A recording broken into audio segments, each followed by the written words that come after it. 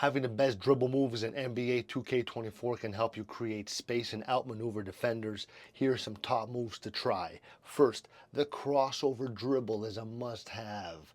This move allows you to quickly change direction and can surprise your opponent, making it easy to drive to the basket.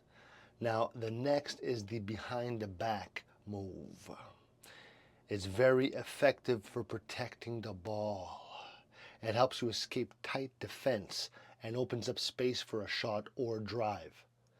The spin move, another great option. It lets you quickly turn and phase the basket, helping you evade defenders.